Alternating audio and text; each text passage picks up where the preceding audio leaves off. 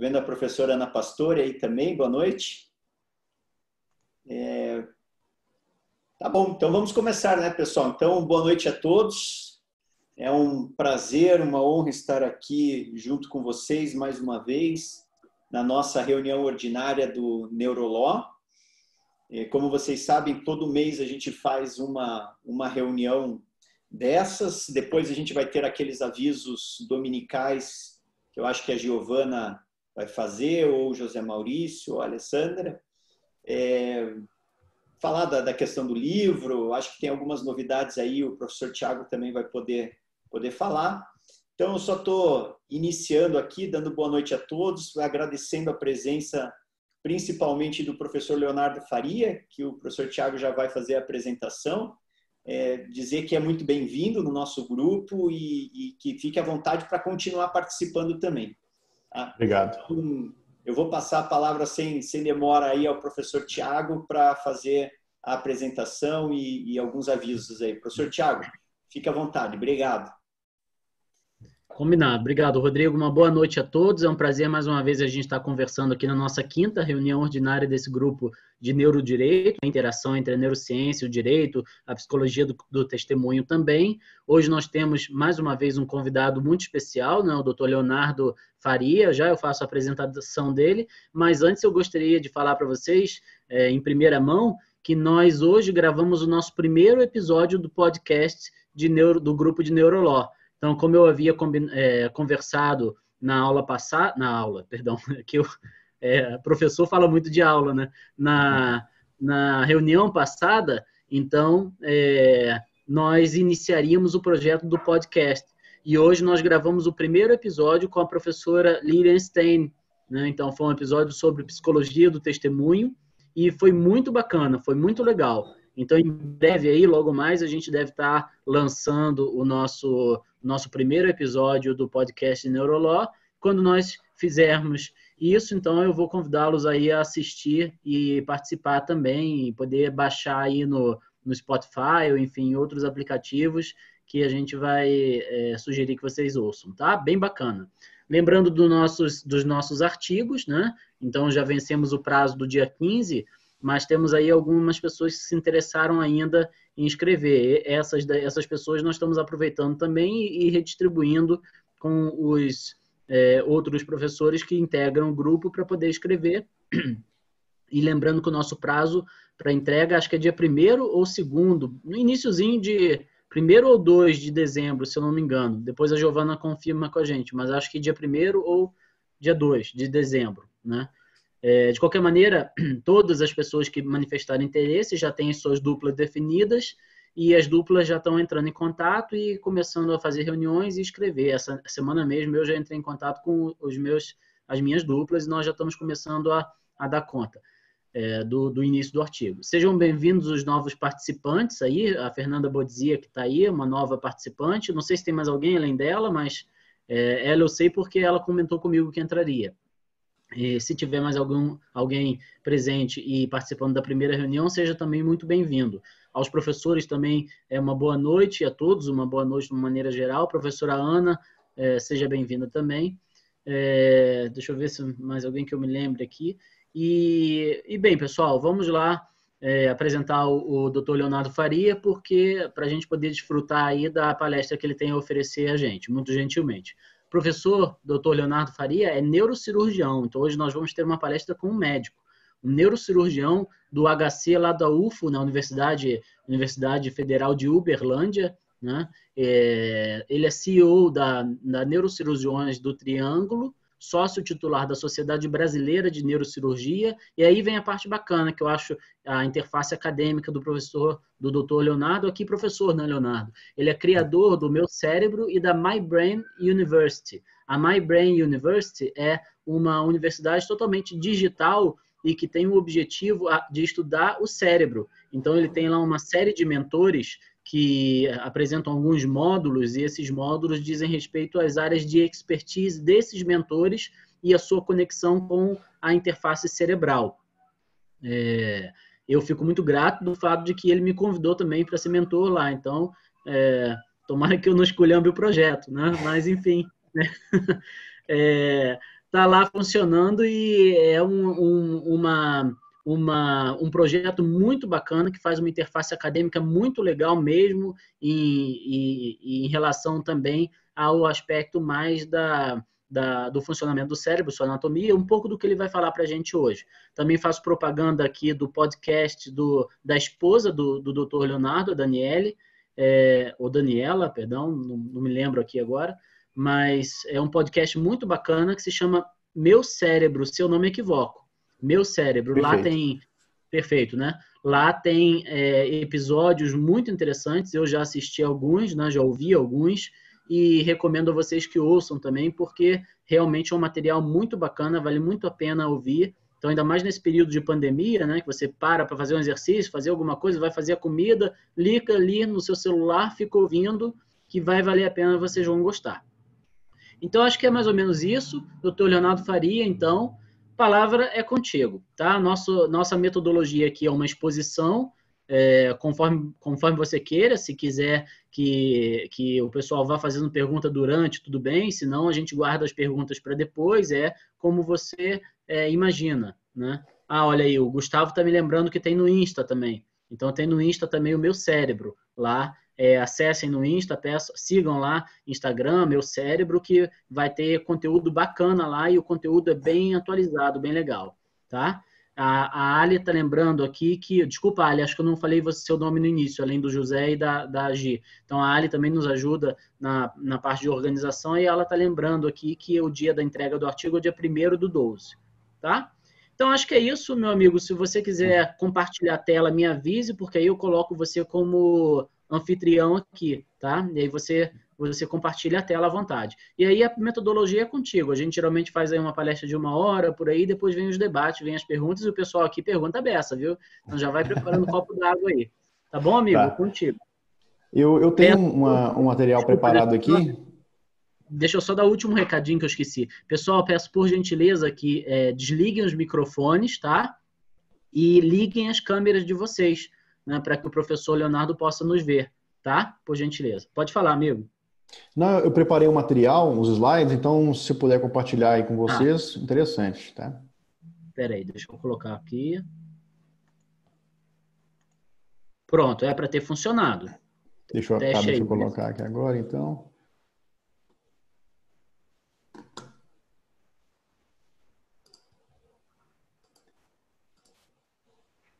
Vamos ver aqui só um pouquinho.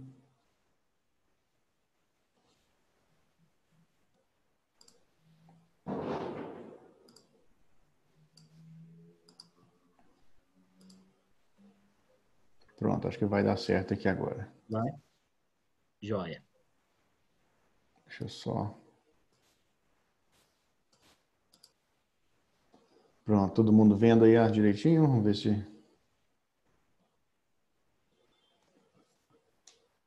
Sim, vendo tranquilo. Pode né? seguir.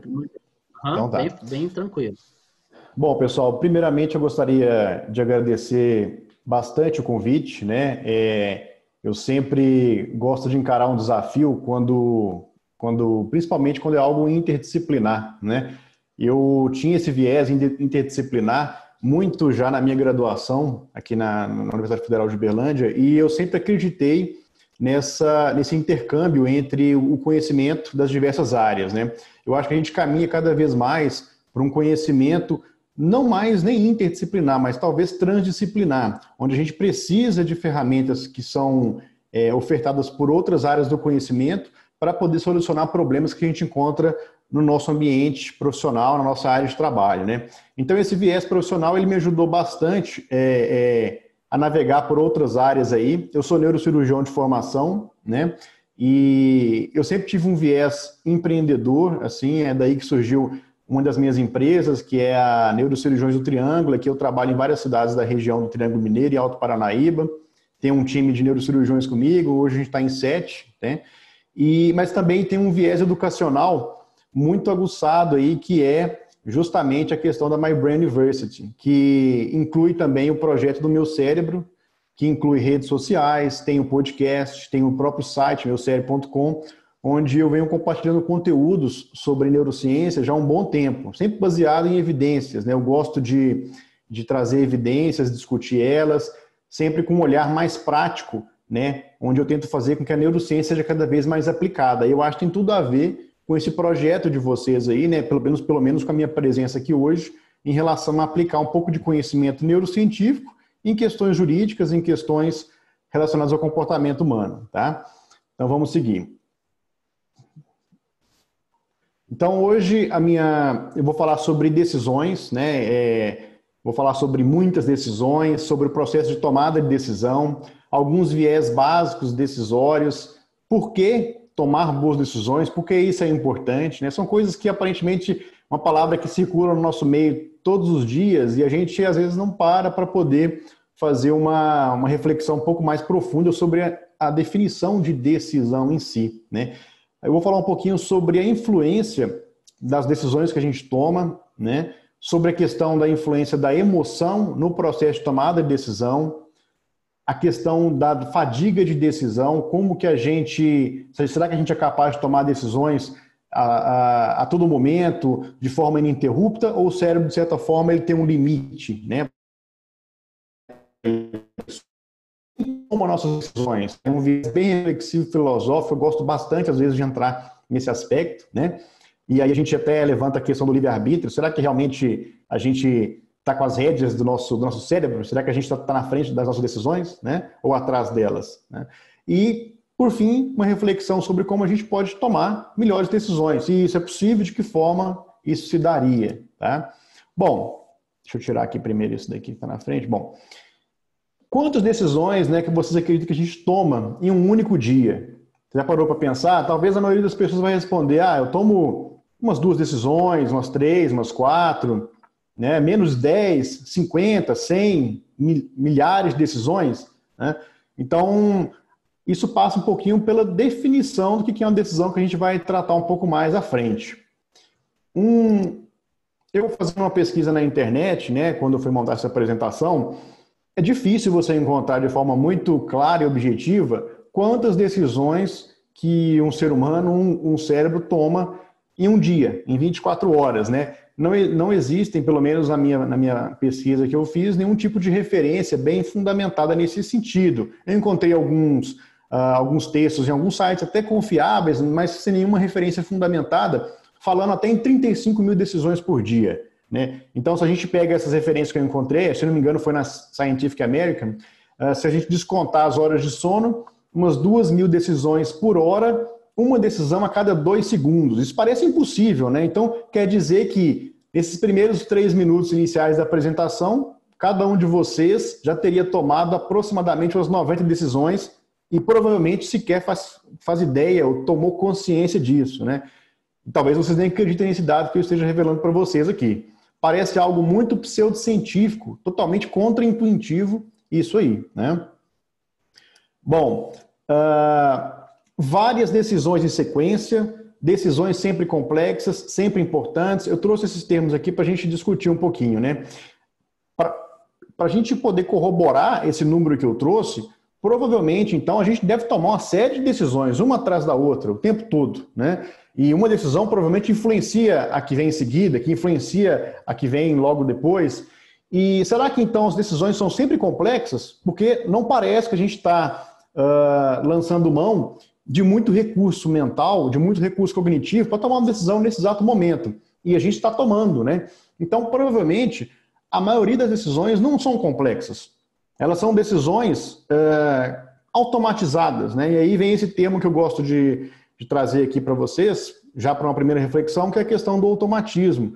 Então, provavelmente, será que quando você fala em decisão, você leva em conta esse automatismo, ou para você decisão é simplesmente algo que você precisa ponderar, refletir sobre para tomar, né? Alguns cientistas não consideram assim. Eles consideram qualquer execução do ponto de vista motor como uma decisão, mesmo que ela não seja consciente do seu ponto de vista. E às vezes a maioria delas não são importantes. Às vezes são decisões que você descarta, né? Mas outras delas são decisões de vida e morte, né? Então, existe um espectro muito amplo aí na profundidade da importância de um processo de tomada de decisão. Aí, para a gente partir para algo mais palpável, eu trouxe esse artigo científico aqui, não é nem tão recente, né, relativamente recente, 2007, e ele abordou principalmente a questão das decisões alimentares sobre comida. E ele colocou, baseado no estudo que ele fez, que a gente toma, em média, aproximadamente cerca de 220 decisões somente sobre alimentos todos os dias, né?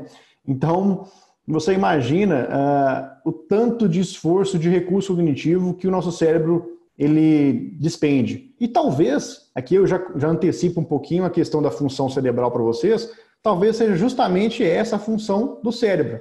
É justamente angariar recursos para tomar decisões. Porque veja só, a quantidade de decisões que a gente toma num único dia.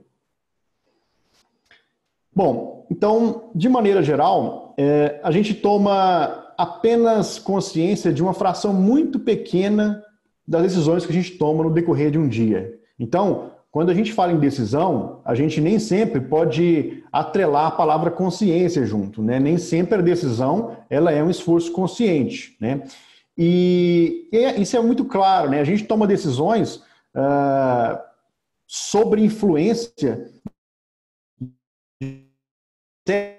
a gente sequer tem noção que estejam acontecendo ao nosso redor, né? E muitas vezes o nosso próprio cérebro ele nega essa necessidade de tomar ciência de todos os recursos para tomar decisões, talvez como um mecanismo de proteção de recurso, né? Ele automatiza os processos para não precisar gastar muita energia cada vez que precisa tomar uma decisão. Então ele aprende, né, e joga esse aprendizado nos arquivos mentais, na estrutura neural, e dali em diante ele automatiza esse processo. A gente não precisa olhar com os olhos conscientes toda vez quando a gente vai tomar uma decisão, né? Eu tenho essa visão empírica da formação do conteúdo mental. O que seria isso?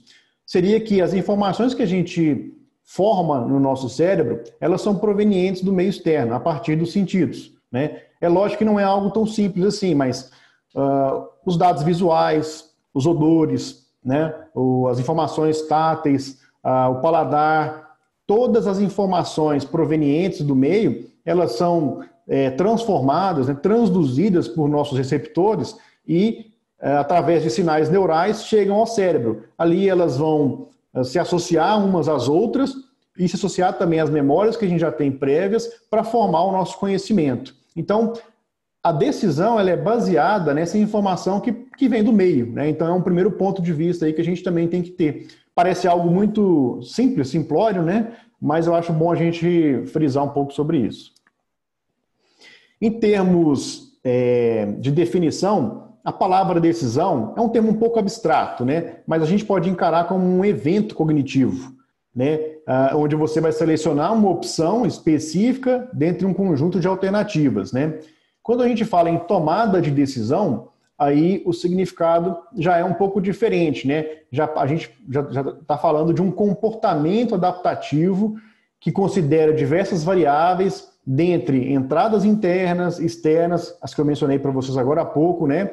E leva à escolha de um curso de ação. Vai mudar a ação, né? Ou vai inibir um reflexo em busca de um objetivo que está estabelecido, seja do ponto de vista filogenético, de acordo com a espécie, a gente já tem aprendizados, né, do ponto de vista de evolução, ou que a gente aprendeu ali no decorrer dos nossos anos de vida, tá?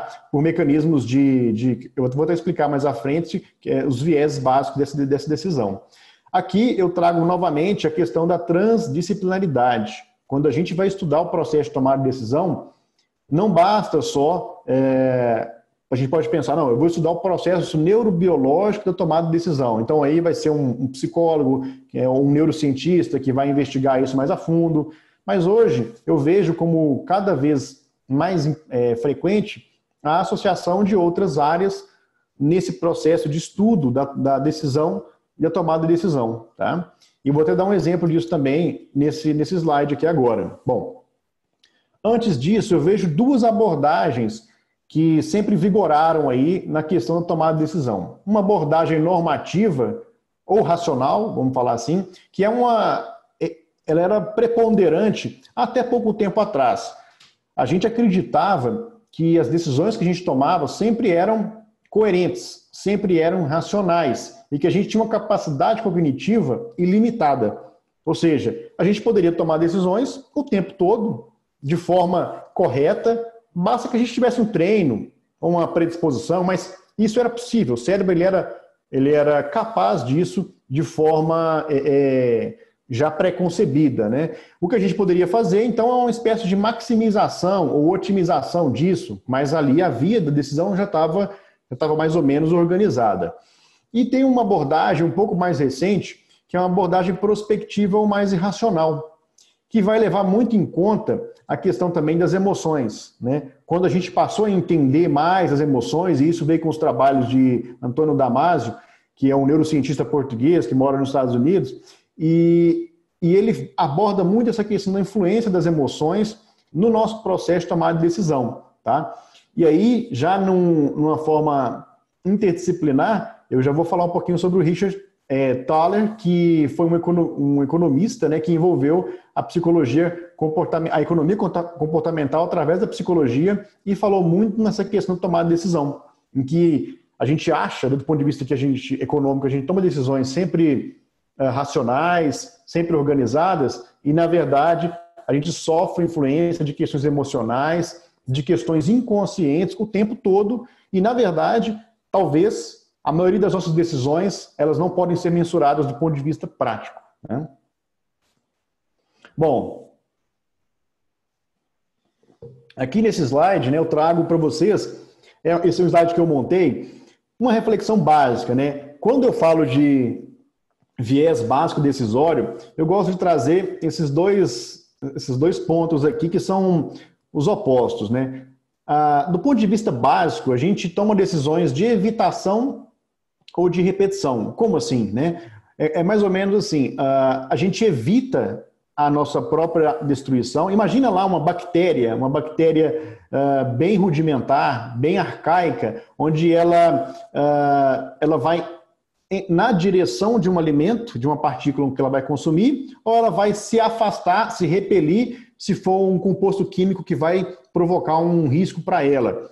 Esse movimento de aproximação e de afastamento, talvez a gente pode repetir ele aqui, né? Então, esse é o viés básico decisório. A gente toma decisões para evitar dano, para evitar dor, que talvez é um tipo emocional bem primitivo no ser humano e em outras espécies, ou para repetir no caso de um ciclo de prazer e de um sistema de recompensa do cérebro. Então é basicamente isso, a gente evita ou a gente vai em busca, né?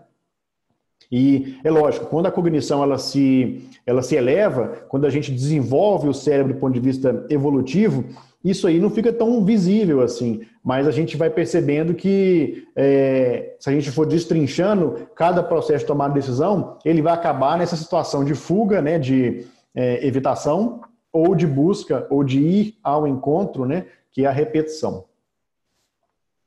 Bom, aqui mostrando para vocês um estudo, na verdade tem vários estudos semelhantes a esse, mostrando que o processo de tomar decisão ele pode ser afetado por outras questões, né? Uma delas, por exemplo, é a dor. A dor crônica, né? A dor aguda, ela é um sintoma. A dor crônica já é uma doença. Então, a dor crônica, ela está associada com a mudança dos padrões neurais, né, no cérebro, principalmente na região do córtex pré-frontal. Aqui eu já trago para vocês também uma estrutura fundamental no processo de tomar a decisão, que é o córtex pré-frontal, que é essa região mais anterior aqui do cérebro, e ela está envolvida com funções nobres, com funções executivas, uma delas o processo de tomada de decisão. Então a dor crônica afeta essa região, que por conseguinte afeta o processo de tomada de decisão, né? Mostrando tanto que esse processo está sujeito a influências. Aqui uma outra situação, uma outra doença, um outro transtorno que também afeta muito o poder de tomada de decisão, que é a dependência química. Esse estudo até mostra isso, e eu concordo plenamente com ele na discussão dele, que ele traz que a neurociência afirma que a dependência química ela é uma desordem do processo de tomada de decisão, né? Então, você lembra que eu coloquei aquele viés básico decisório, onde a gente vai atrás daquele estímulo ou vai fugir a ele? No caso da dependência química, o sistema neural ele perde a capacidade de valuation, de avaliação, e ele sempre vai em busca daquele estímulo, né? E ele perde a capacidade de entender que ele pode ser danoso para ele. Então, a dependência química é justamente um dano, ela danifica esse processo de tomar decisão no cérebro, né? Por que a gente toma boas decisões, né? Basicamente para aumentar as chances de sobrevivência. Então, essa é a razão pela qual tomamos boas decisões, sejam decisões muito simples, como decisões complexas. Então, quando parece que a gente está uma decisão que envolve, será que eu vou me alimentar desse tipo de alimento aqui hoje ou não? No final das contas, se a gente puxar lá toda a estrutura neural e tudo, a gente vai recair sobre uma questão de sobrevivência. E isso pode estar um pouquinho nebuloso, né, quando a gente envolve uma série de outras situações interferindo, porque envolve também o valor, as questões econômicas, as questões meteorológicas, questões de relacionamento com a família. Então, tudo isso vai interferir numa decisão simples. A gente perde um pouquinho esse compasso. Mas, no final das contas, é aumentar a chance de sobrevivência. Esse estudo mostrou o tanto que ter uma capacidade de tomar boas decisões é importante, né? No caso do envelhecimento, ele prejudica muito o funcionamento cerebral. E mostrou-se que na velhice, né, em idosos, eles teriam uma capacidade prejudicada de tomar decisão e isso repercutiria na sobrevida deles.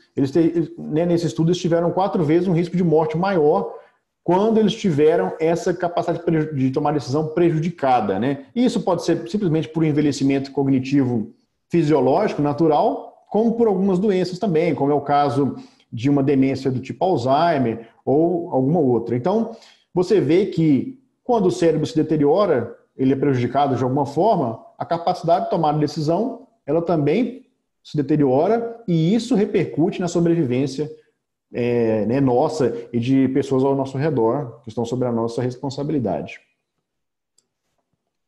Bom, de maneira geral, né, essa é uma lição que eu gostaria que vocês levassem em consideração, que as nossas decisões, elas são influenciadas. Isso é uma verdade, não tem como a gente fugir disso, né? Então, o processo de tomar decisão, e não é só por um fator, é por um amplo espectro de fatores. E eu trouxe alguns pontos aqui para a gente tratar, que eu acho que é legal. Primeiro, a memória. Eu gosto de falar dos arquivos mentais. Então, a gente toma decisões baseado nos aprendizados que a gente tem, que a gente já, né, acumulou, principalmente ao longo da vida. Então, as decisões que a gente toma no presente, elas se baseiam muito nos arquivos mentais que a gente tem, nos aprendizados que a gente tem ao longo da nossa vida, né?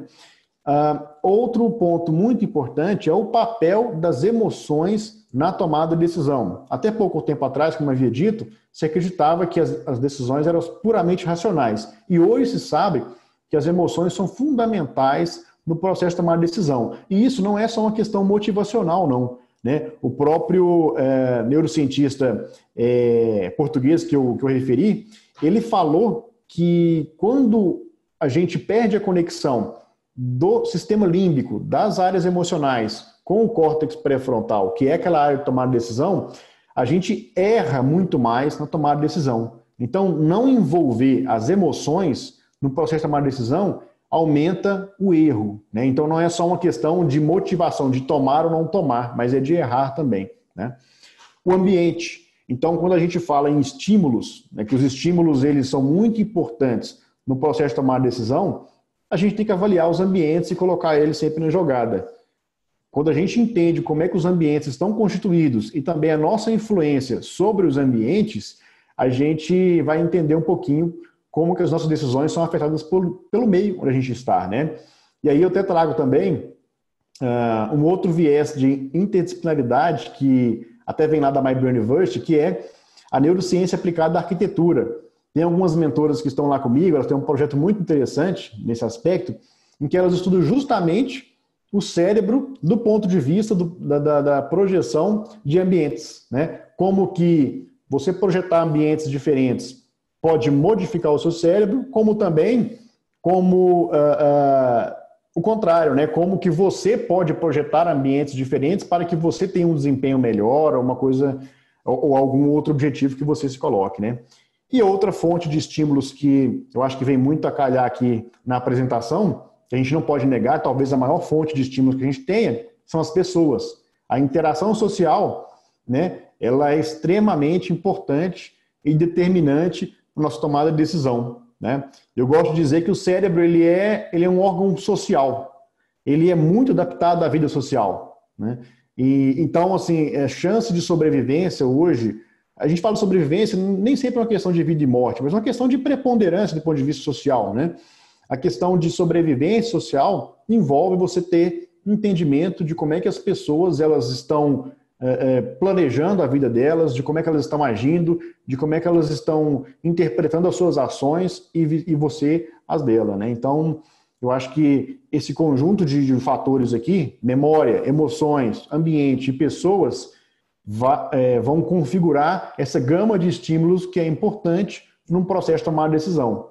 É muito amplo, de fato, né? Então, conseguir dominar todos os fatores que influenciam a tomar decisão é um esforço muito grande. Bom, aqui já, essa frase é de um palestrante motivacional muito famoso, talvez o mais famoso de todos aí, vocês devem conhecer, mas eu concordo muito com essa frase dele, que é o Anthony Robbins, né? Ele fala que não somos impulsionados pela realidade, mas por nossa percepção da realidade. Isso aqui é um viés claro de tomada de decisão, né?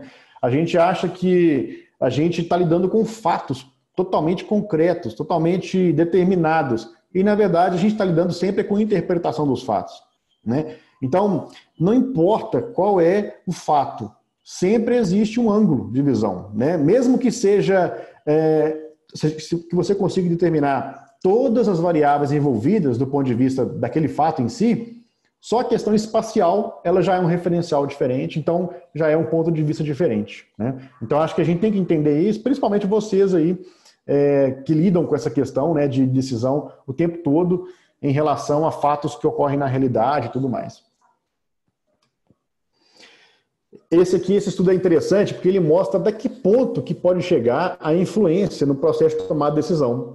Aqui a gente tem um estudo de neuroeconomia que mostra que investidores investiram mais em dias ensolarados, né? Então, a gente sofre influência de fatores que a gente não dá muita importância, que a gente considera irrelevante. Mas, na verdade, não existe fator mais relevante do que o Sol. O Sol, ele é responsável pela vida. Então, como que o Sol, por exemplo, não repercutiria sobre as funções de tomar decisão do cérebro? Isso seria meio estranho. Então, esse estudo veio e mostrou justamente isso, né? Que o dia, se está ensolarado ou não, pode modificar o processo de tomada de decisão. Tá? E aí eu faço essa reflexão aqui, né? Quem será que toma nossas decisões? Essa é uma questão que envolve muito neurofilosofia. Eu gosto muito de estudar isso, né? Até as minhas primeiras aulas lá na My Brain University é sobre história da neurociência. E eu gosto de puxar como que o conhecimento era construído lá nos primórdios, lá na Grécia Antiga, e onde os filósofos não eram só filósofos, eles eram matemáticos, eram físicos, eram políticos, né? Todas as ciências vieram ali daquele período. E quem toma nossas decisões é uma pergunta muito interessante, porque vamos analisar de um ponto de vista neurobiológico, né? Você é o seu cérebro?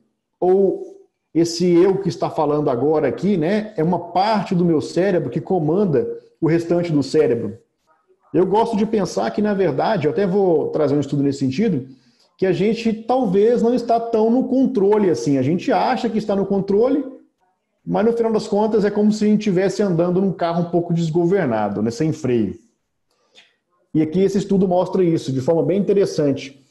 Uma decisão, ela pode ser decodificada no cérebro até 10 segundos antes dela se tornar consciente. Ou seja, tomar consciência de alguma coisa não é sinal de que você está no controle daquilo, né? Então, os neurocientistas analisaram o padrão neural do cérebro e eles conseguiram determinar qual decisão que a pessoa tomaria só pela imagem, né, da ressonância magnética funcional e tudo. Eles viam as vias neurais ativadas e falavam, vai tomar essa decisão. E isso era confirmado, e eles falavam isso 10 segundos antes da pessoa que estava sendo estudada saber que estava tomando aquela decisão. Ou seja, talvez a consciência seja essa mão na rédea, né? O cavalo está indo e você está só com a mão na rédea, mas você está um pouco sem controle. Talvez o controle que a gente pode ter na tomada de decisão seja melhorar os nossos arquivos mentais, né? Angariar recursos para que a gente esteja preparado para diversas possibilidades no momento que uma decisão se tornar necessária. Bom, alguns problemas relacionados ao processo de decisão. Eu trouxe aqui para vocês de forma mais clara, né, para vocês terem essa noção. Então, a gente pode assumir riscos excessivos, né? O processo de tomar decisão, ele é um dos grandes propósitos dele é a avaliação de risco, né?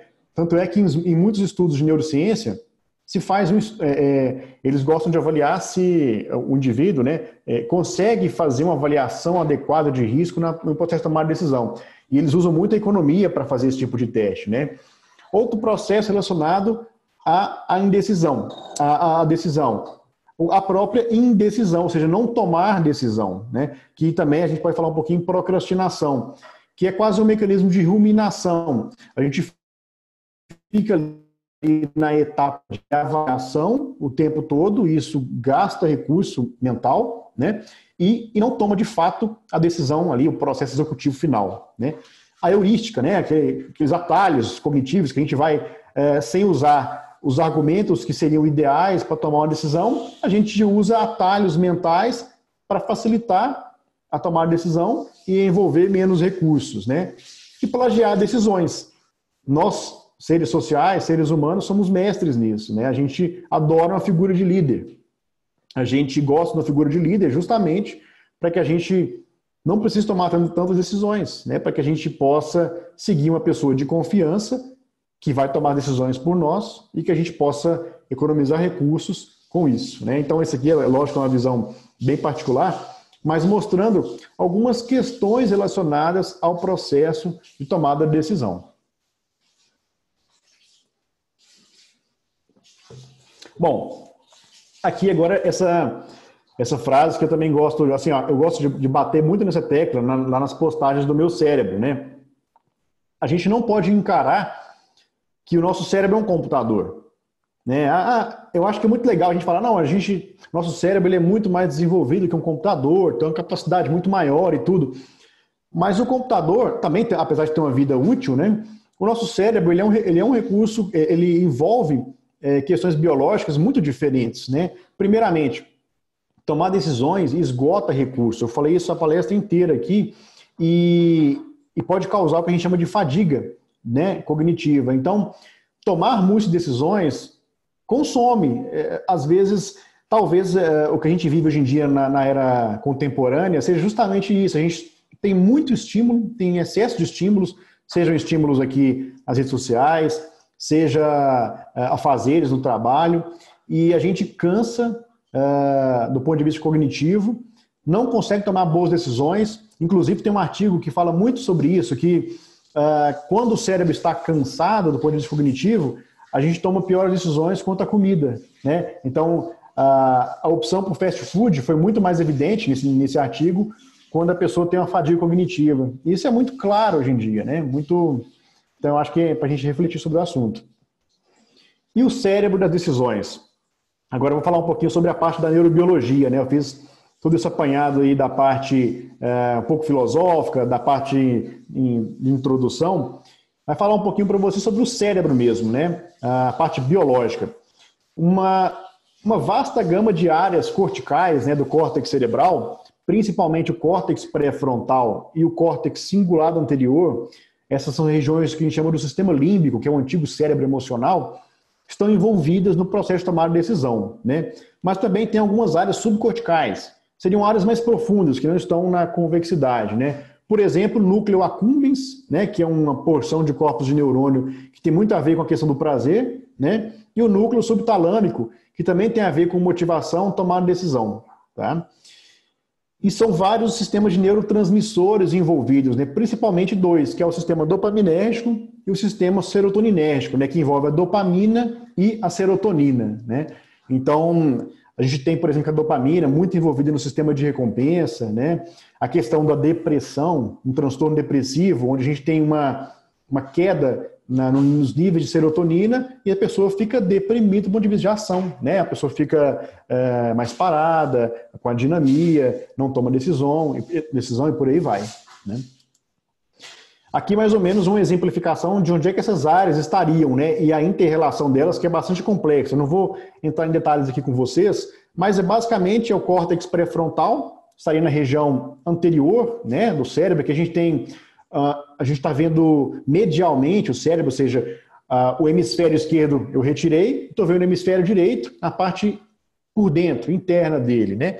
Então a gente vê que esse aqui seria mais ou menos o lobo frontal, né? Aqui a gente tem algumas áreas, que é o córtex frontal dorsolateral, que é muito importante, né? Uma outra área que é a ventromedial também, muito importante. Tem um caso que mudou muito a história da neurociência, que se não me engano, foi por volta de 1800, no final do século XIX, tinha um trabalhador nos Estados Unidos e ele sofreu um acidente muito grave na linha de trem, né? Uma barra de ferro entrou aqui nessa região, na região basal, e atravessou aqui. E por incrível que pareça, ele não morreu, ele não faleceu no local. Ele foi levado lá para o médico da região, né? E essa barra foi excisada, foi tirada. Ele teve infecção no cérebro na ocasião, se tratou essa infecção durante umas 3 semanas, um mês, mas sobreviveu. E acontece que ele mudou completamente o comportamento dele, né? O nome dele ele é Phineas Gage, né? E ele é assim, um caso muito ilustrativo. Ele foi até recentemente, porque o que mudou nele foi o comportamento. Ele era uma pessoa totalmente correta, de horário, né, pontual, respeitosa, e de repente, com esse ferimento que separou a área pré-frontal do restante do cérebro, ele passou a ter comportamentos totalmente inoportunos. Ele perdeu a capacidade de avaliar risco, né, isso foi bem notório.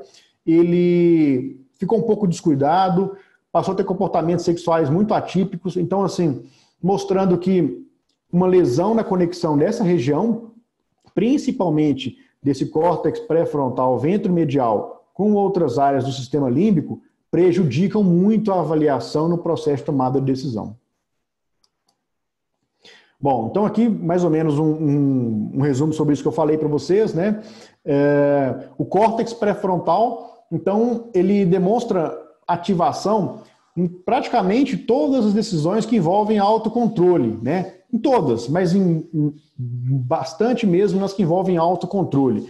É como se o córtex pré-frontal fosse uma parte mais humana do cérebro, né? Assim, desde que o cérebro foi evoluindo do ponto de vista filogenético. Então, é uma área que recebe muita atenção do ponto de vista neurocientífico, tá? E as interações entre duas áreas desse córtex pré-frontal, que é o ventromedial, que é uma parte mais básica, e dorsolateral, que é uma parte mais externa, seriam a chave para esse processo de avaliação na tomada de decisão, né? O que é valuation na tomada de decisão? É probabilidade, é perdas, danos, ou seja, autocontrole, né? Acho que eu tenho uma imagem para ilustrar isso bem aqui. Então, essa aqui é a região do córtex pré-frontal, né? E aqui essas duas áreas muito importantes, né? Que é o córtex pré-frontal ventromedial e aqui o dorsolateral. A conexão entre essas áreas, ela é muito importante nessa valuation, nessa avaliação do que está acontecendo no meio para tomar decisões mais acertadas. Foi justamente aqui que rompeu, né, que a barra de ferro entrou e rompeu as conexões entre essas duas áreas, né? Essa área, por exemplo, ela recebe conexões do cérebro emocional, vamos falar assim, é uma parte muito motivacional. Então vem as questões emocionais relacionadas a prazer, dor, faz conexão com essa região aqui e gera a necessidade de tomar uma decisão, né? Essa outra, que também tem aqui do outro lado, né? Essa outra, que é o dorsolateral, ela recebe as informações de várias áreas sensoriais do cérebro, ou seja, ela recebe informações do meio, como se fosse um screening, né? Então, a união dessas duas coisas, ou seja, das informações que vêm do meio com as informações que vêm de dentro do organismo, junto com as memórias que estão aqui distribuídas pelo cérebro, na região, né, frontal, na área pré-motor e tudo mais, que vão proporcionar esse ambiente de tomar decisão do ponto de vista neurobiológico. Esse aqui eu não vou falar para vocês, mas é um resumo de tudo isso que estou falando, né? De como é que é tomar decisão, é um processo complexo. Mas, basicamente, então, é avaliação e execução, que é o resumo de tomar decisão. Tem gente que acha que tomar decisão é simplesmente a ação, né? É você tomar, é você executar alguma coisa. Mas isso é uma parte do processo de tomada de decisão. A avaliação, que envolve o valuation, que envolve custo, que envolve a questão da certeza, aí tem várias e várias áreas e sistemas de neurotransmissores envolvidos, e isso é um processo muito complexo e que talvez a gente não leve em consideração quando a gente vai avaliar uma tomada de decisão, né? Imagina do ponto de vista jurídico, tanto isso fica complexo, né? Porque quando você avalia uma ação, como um indivíduo tomou uma decisão, você está vendo aqui essa parte, ele executou isso e tem que ser julgado por conta disso. É difícil levar em consideração esses fatores motivacionais intrínsecos e que tem relação com outras questões, né? Não é fácil de fato. Tá? Então é isso, tomar decisões é um processo originalmente reflexo, né? É aquela bactéria que tomava uma decisão de aproximação ou de fuga, entre aspas, passou a se configurar em algo muito complexo que é esse sistema cognitivo que eu referi agora há pouco, né? Mas a base é a mesma. A base é que a gente foi aumentando o número de recursos para avaliar risco, para ver o que está acontecendo, para puxar os arquivos de memórias para poder embasar as decisões no futuro. Tudo isso foi sendo aprimorado, né? Como é que a gente pode tomar melhores decisões? Então, eu acho que isso aqui, né, é adquirindo conhecimento, é o que vocês estão fazendo aqui nesse momento, né? Vocês estão montando estruturas neurais, preparando para que você possa tomar decisões no segundo momento, correr riscos calculados, isso envolve também esse conhecimento, a experiência prévia, né? E um termo que talvez esteja um pouco em desuso, que é inteligência emocional, né? Porque se descobriu que, na verdade, está tudo interligado, as emoções com a razão. Mas talvez é isso, é você entender que as emoções fazem parte do processo e que muitas vezes não é só uma questão de motivação para se executar, mas que as emoções elas vão aumentar a sua chance de assertividade, né? A sua assertividade em tomar essas decisões. Tá? Aqui eu trago, por exemplo, isso é um gráfico que eu mesmo fiz, né, que eu acho que tem tudo a ver. Quando a gente tem muita liberdade para tomar as decisões, ou seja, quando a gente tem muitas opções, a gente acaba que dificulta o processo de tomar a decisão. Isso já foi visto em alguns trabalhos científicos, né? Então, quando você dá uma opção muito bem A e B, onde a pessoa ela tem que escolher e avaliar poucos indícios para tomar decisão, é mais fácil, esgota menos do ponto de vista cognitivo. Agora, decisões complexas que estão aí no nosso dia a dia, que não é simplesmente A ou B, é A, B, A, B, C, até um monte de outras opções, aí fica muito mais difícil, né? A gente perde parâmetros de avaliação. E para encerrar, né, eu não sei nem o tempo acho que chegou nos 50 minutos, né, a palestra aqui. Toda decisão ela envolve... Beleza. Então é isso, toda decisão ela envolve perdas e ganhos. Né? De alguma forma você está optando por alguma coisa em detrimento de outra. Decidir é abrir mão de algo, né? E aqui eu faço um jogo de palavras aqui, né? Decisão. Talvez delegar, experimentar, conhecer, importar algumas coisas, sistematizar, autoconhecer. E eu não gosto de autoconhecimento que se prega por aí, mas autoconhecimento verdadeiro a partir de neurociência, né? Que é isso que eu tento trazer. E ouvir, né? Talvez sejam uns bons passos aí para se aumentar e se aperfeiçoar o processo de tomar decisão. É isso, agradeço mais uma vez a oportunidade, né? E fico à disposição aí para a gente debater sobre o assunto. Muito bem, muito obrigado. Rodrigo, você quer conduzir aí, amigo? Ou eu faço aqui? Fique à vontade, professor Tiago. Pode continuar. Eu faço depois uma consideração ou pergunta aqui que eu tenho para o nosso convidado. Combinado. Então, eu queria agradecer o nosso convidado, doutor Leonardo Faria, com essa foi bem enriquecedora a sua palestra, muito bacana mesmo, e o fato dessa transdisciplinariedade envolvendo a tomada de decisão sob diversos pontos de vista é exatamente a ideia que constitui o fundamento principal desse grupo, né? Que é investigar a tomada de decisão sob diversos pontos de vista e com um enfoque talvez relacionado aí às neurociências e à psicologia do testemunho. Eu já tenho aqui, doutor Leonardo, diversas perguntas anotadas, tá? Só que eu não posso resistir à tentação de fazer a minha primeiro. Então, eu vou fazer a minha primeira aqui, logo na sequência eu pergunto as demais, tá? As demais perguntas que já foram formuladas e já estão anotadas aqui, depois a gente abre a palavra, então, para que quem puder participar, participe, abrindo seu microfone e falando. Quero saudar aqui o professor André Abraão, que eu não saudei no início, e também o professor Sérgio Nogiri. O professor Sérgio Nogiri, professor Leonardo, ele é um dos maiores pesquisadores e aqui no Brasil sobre neurociências aplicadas ao direito. Ele tem um grupo lá na USP de Ribeirão Preto sobre neurociências que já tem um tempão. E, inclusive, ele tem um congresso agora, nos próximos dias, em outubro, que trata dessa temática. Então, é um prazer ter também o professor Sérgio Nogiri por aqui. Além de aplicar essa prática, já que ele é um juiz federal também. E quero saudar a minha colega Jane Carla Furlan, que também está por aqui. Mas, enfim, eu queria perguntar o seguinte.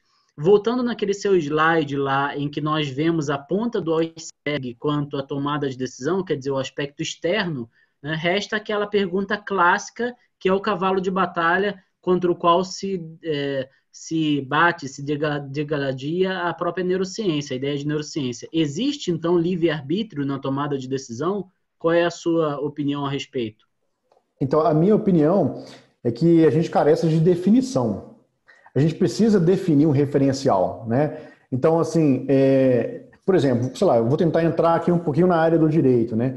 Para você julgar alguma coisa, você tem que ter um parâmetro. E esse parâmetro, eu acho que no direito está muito bem definido para vocês, que é interferir no direito do outro aí, entre aspas, né? No sentido de você ferir o direito da outra pessoa. Então, assim, do ponto de vista do cérebro, eu acredito que livre-arbítrio é algo muito tópico. É muito tópico, porque a gente teria que controlar completamente todos os estímulos que estão à nossa volta, né? E isso é impossível. A gente precisa dos estímulos para sobreviver.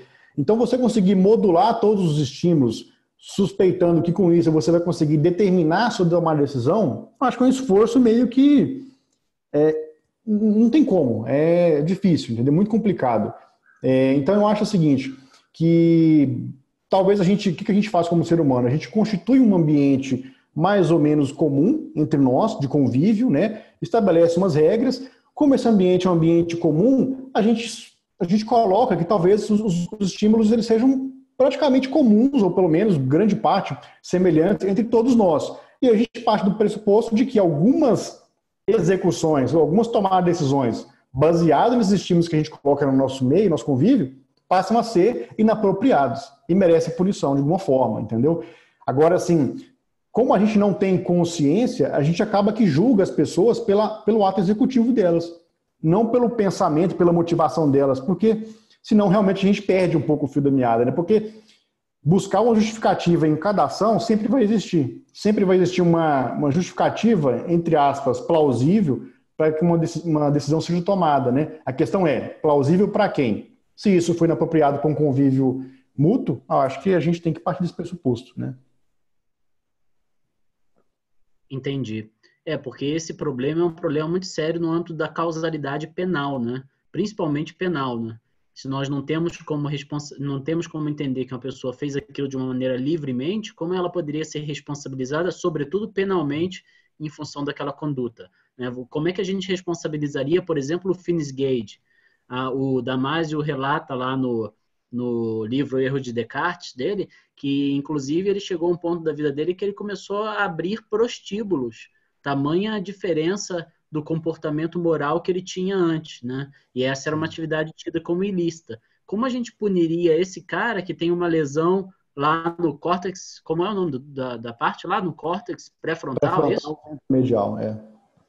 Pois é, como é que a gente puniria esse cara? Esse é o grande problema, entendeu? Que o direito ainda precisa ter uma interface, entender um pouco melhor a estrutura para poder chegar a uma conclusão. Isso, e se você leva em consideração que no caso dele é um caso muito evidente, ou seja, houve uma dissecção de fibras ali, né? Depois foi até visto mais recentemente, reestudou-se o cérebro dele, com reconstrução, tudo. Mas quando a gente avalia do ponto de vista psiquiátrico, né, uma pessoa que tem um transtorno depressivo ou um transtorno psicótico e tudo, e às vezes, essa pessoa então ela não pode ser devidamente julgada, tem que ir para um tratamento médico, uma coisa nesse sentido, mas no meu ponto de vista, não tem uma grande diferença, porque existe uma mudança estrutural. Talvez ela é microscópica, ela envolve sistemas de neurotransmissores, envolve quantidade deles, talvez não é algo que envolva vias neurais em larga escala, mas existe, né? Então, assim, eu sou muito organicista desse ponto de vista. Então, se a gente não tiver uma definição, que é o que se busca, talvez uma definição mais racional, eu acho que esse é o ponto de partida, né? Agora, alegar que existe um livre-arbítrio para as pessoas, depende. O que é livre-arbítrio, né? Do ponto de vista como as pessoas pregam, eu não acredito nesse livre-arbítrio. Eu particularmente não acredito. Combinado. Professor Rodrigo, eu posso seguir com as perguntas ou quer formular a sua? Não, na verdade, a minha era nesse sentido que você falou, porque é interessante, a gente tem essa discussão mesmo, né, no direito penal, e é interessante porque a gente passa a considerar que as pessoas, a gente tem que partir do pressuposto que as pessoas são livres, mas na prática a gente percebe que, na verdade, essa liberdade ela tem meio que uma escala, né? Ela tem uma valoração, ela não é simplesmente uma liberdade completa ou absoluta. Só que daí a gente começa a misturar mesmo todas essas disciplinas, então a neurociência, quando ela, e esses estudos que foram mostrados, inclusive pelo professor Leonardo, ela teve um impacto imediato, né, principalmente ali nos estudos em alguns professores da Espanha, até aqui no Brasil, para colocar em xeque, para dizer, olha, efetivamente, se o nosso cérebro ele toma algumas decisões milésimos de segundos antes, ou até, às vezes, 10 segundos antes, então esse pré-determinismo ele teria que passar por um filtro quando a gente trouxesse para o direito penal, né? Porque senão você não poderia responsabilizar efetivamente as pessoas. Então é interessante a gente também perceber que não é que as pessoas são absolutamente cegas e o nosso cérebro que vai determinar da forma que a gente vai agir, né? Então a gente tem esse poder de tomada de decisão, mas cada decisão ela também envolve uma série de coisas, desde a gravidade dela ou até essa escala de liberdade que você tem para tomar determinadas decisões por conta de situações anteriores, né? Então é bem interessante essa parte, gostei. Legal. Vamos lá então, seguindo aqui com as perguntas, professor Leonardo pergunta da Cecília Fiorito. A Cecília Fiorito nos ouve desde lá da Argentina, tá? Legal. E ela é professora também de neurociências lá, inclusive ela participou recentemente de uma live muito bacana, ela tem um trabalho de pesquisa muito legal sobre a tomada de decisão no cérebro dos adolescentes e dá bastante aula sobre esse ponto, e ela nos pergunta o seguinte: qual é o tipo de dor que afeta o neocórtex? Porque a sua menção foi a 2 tipos de dor, né? A dor aguda e a crônica. E ela ficou na dúvida, então, se as duas afetariam o neocórtex, ou só a aguda ou só a crônica? Na verdade, assim, acho que não sei se o termo correto é afetar. Tanto a dor aguda como o sintoma, né, ela precisa ser, quando ela é percebida por nós, ela é percebida pelo córtex. Então, acho que a diferenciação não seria essa, né? Então, por exemplo, existe lá a área sensitiva primária do córtex cerebral, na região parietal. Quando a gente percebe ali um estímulo doloroso, aquela área vai ficar ativada, né? E outros também, subcorticais ali na região do tálamo e tudo. Então, existe uma segmentação de percepção, né? Que vai, mesmo na dor como sintoma, que vai estimular áreas do cérebro. No caso da dor crônica, é como se essa estimulação ela ficasse exagerada e por muito tempo e induzisse fenômenos de neuroplasticidade. Hoje se fala muito disso, né? Que a dor crônica ela é o fruto de mudanças neuroplásticas do cérebro por uma dor aguda que foi maltratada, que foi mal conduzida, né? Então o cérebro ele dói por si só, de forma equivocada, mesmo sem a presença do estímulo, né? Então assim, talvez seriam as mesmas vias cerebrais que estão afetadas em ambos os casos, mas a estrutura envolvida modificou, né? E ela se tornou dependente daquela estimulação de alguma forma, no caso do crônico. Eu vejo mais por esse lado.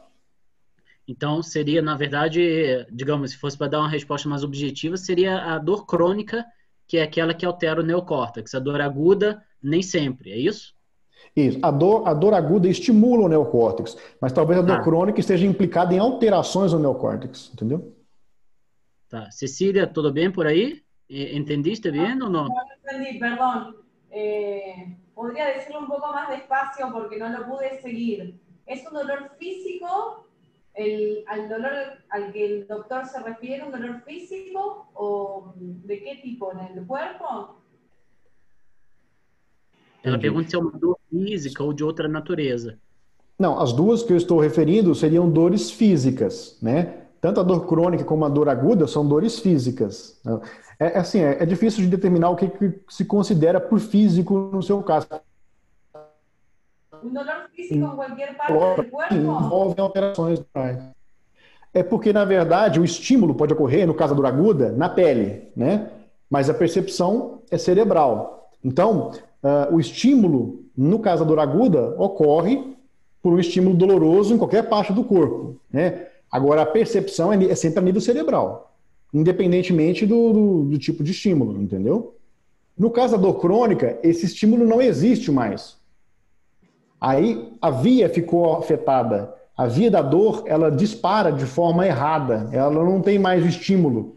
E aí isso denota modificações do cérebro. O cérebro não está funcionando normalmente. Ele fica disparando de forma errada. ¿Entendiste, Cecília, más o menos? La idea, sí, si usted quiere ampliar, doctor, si podría. Sí, lo que comenta el doctor es que el dolor, tanto da el dolor físico o no, porque lo que importa son los estímulos en el cerebro. En el cerebro puede cambiar en su neuroplasticidad dependiendo del dolor crónico, pero también el dolor físico, que no es crónico, agudo, puede servir como más o menos un estímulo, más o menos eso. Mesmo a dor psicológica que ela faz referência, ela denota uma alteração do funcionamento neural no cérebro, mesmo que não seja um estímulo externo aqui, mas tem uma alteração nas vias de dor centrais, entendeu? É mais ou menos assim. Então, qualquer tipo, existem alterações neurais envolvidas. O cérebro não faz alteração, não faz diferença entre dor física e dor, digamos, emocional? Depende.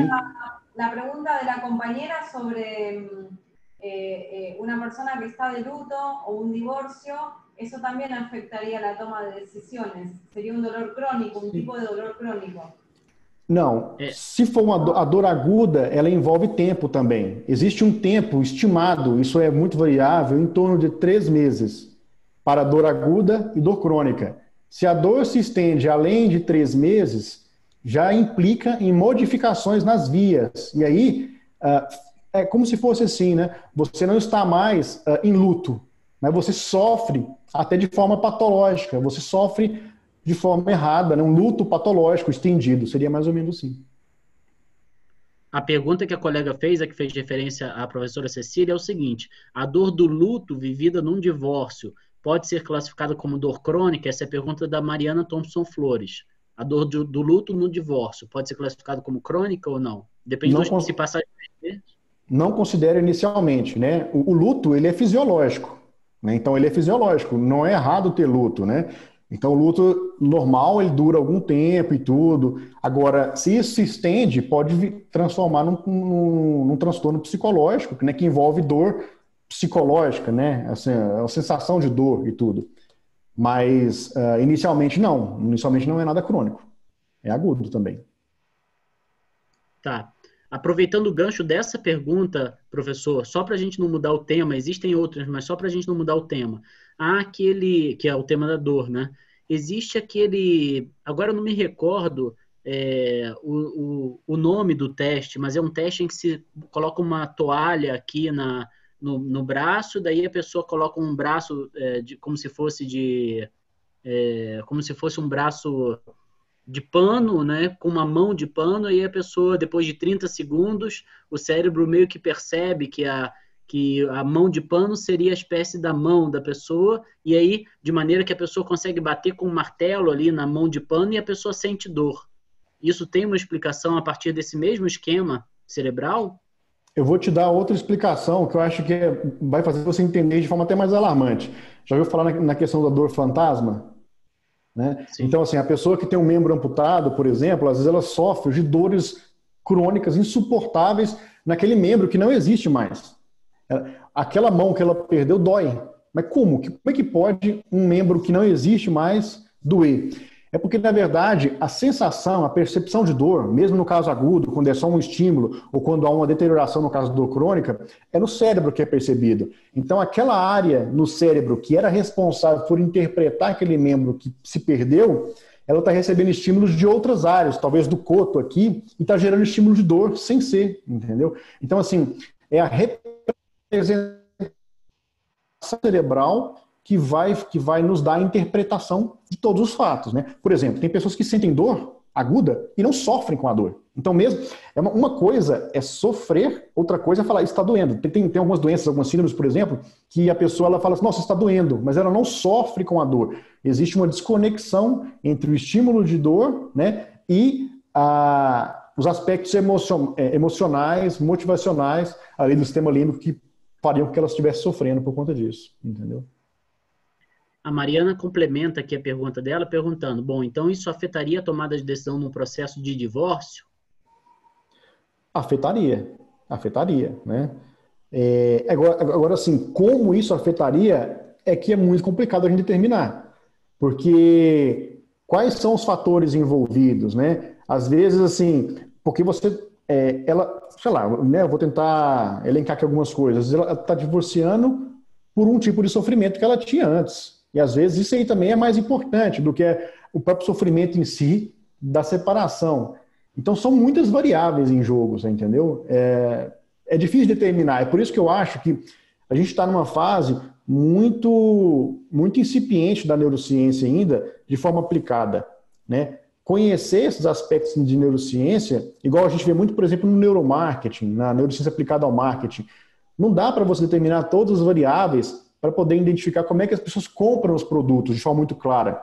Eu vejo muita gente falando assim, vamos elencar um tipo de variável. A pessoa com essa cor, ela desempenha esse tipo de compra. Eu não vejo muito assim. Depende de cada situação, como a pessoa desenvolveu aquela memória em relação àquele tipo de situação. Então, eu acho que é um esforço ainda que vai precisar da gente terminar com mais cuidado, sabe? Mariana, você está satisfeita ou quer abrir seu microfone e perguntar? O que você acha?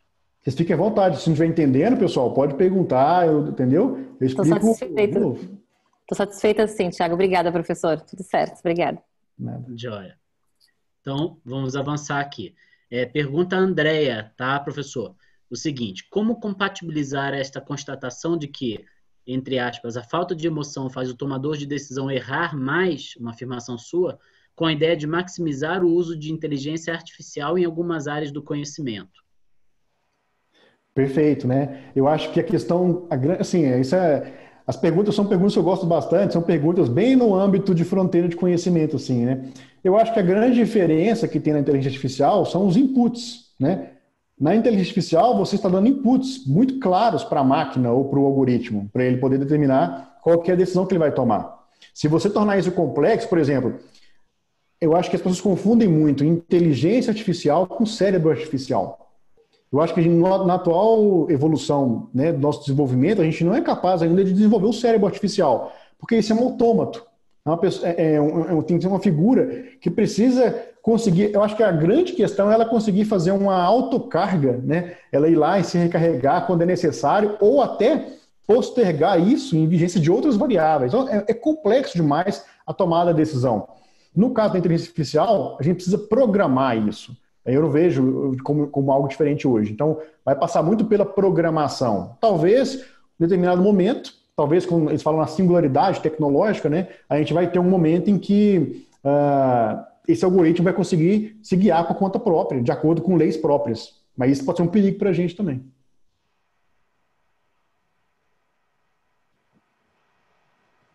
Opa, entendi. Tranquilo. Andréia, você quer tá satisfeito? Quer complementar ou tá bom? Podemos passar para adiante.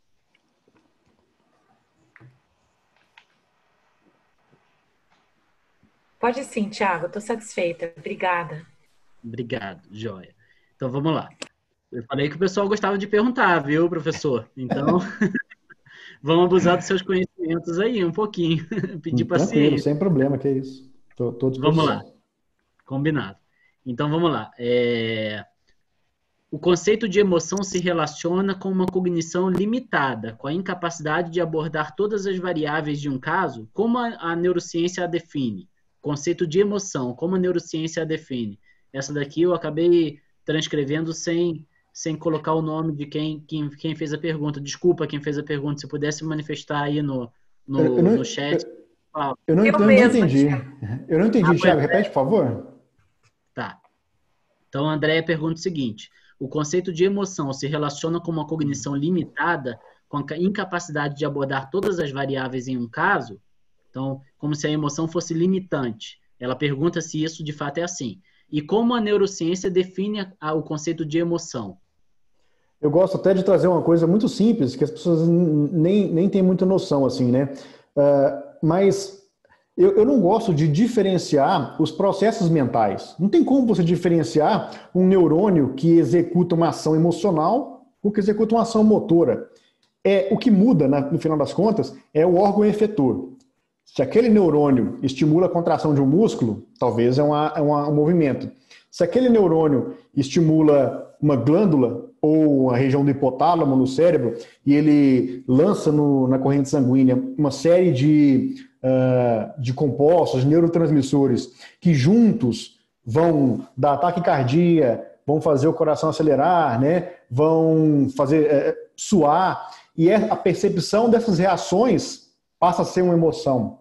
Então a emoção, até a palavra ela é muito clara, emotion, né? Tipo assim, é um movimento que vem de dentro, entendeu? Então assim, no final das contas eu não vejo muita diferença do ponto de vista neurológico do mecanismo neural, como se emoção fosse algo impalpável. A gente tem esse viés ainda, né? Como se fosse algo meio que a gente não consegue palpar e o movimento fosse algo muito mais palpável, né? É o mesmo mecanismo neural, assim.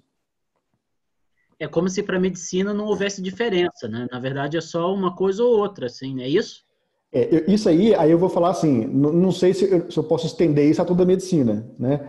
Eu vejo, assim, muitas pessoas têm esse pensamento igual eu, assim, mais empirista, não sei, talvez mais prático, vamos falar assim, né? Mas muita gente não, muita gente realmente segmenta isso, assim, como se houvesse uma mente e como se houvesse um cérebro, né?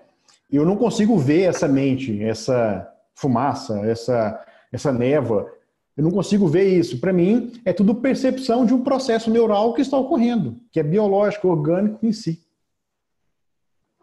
O professor acabou de derrubar o David Hume e todos os empiristas filosóficos. Isso aí, bacana, legal. Vamos lá.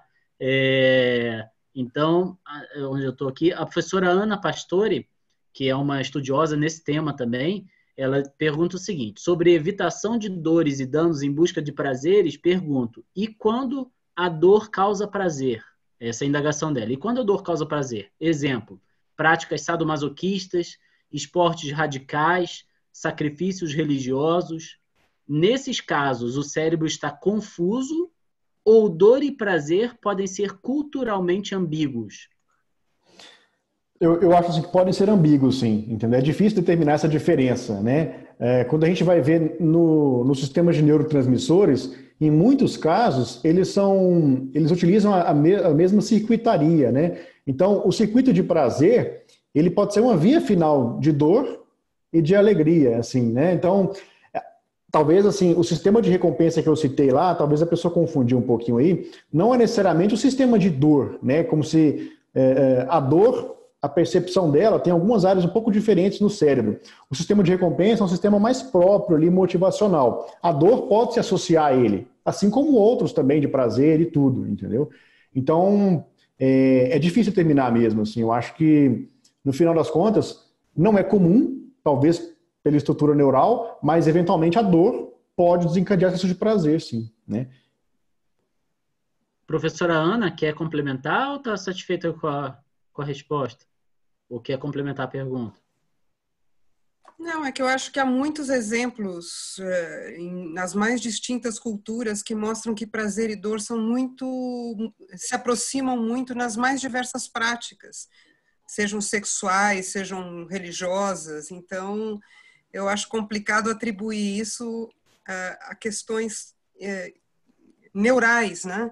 Apenas. Talvez aí o ambiente, se a gente entender ambiente por questões culturais, tenha um peso maior. Eu estava pensando um pouco nisso. Entendi.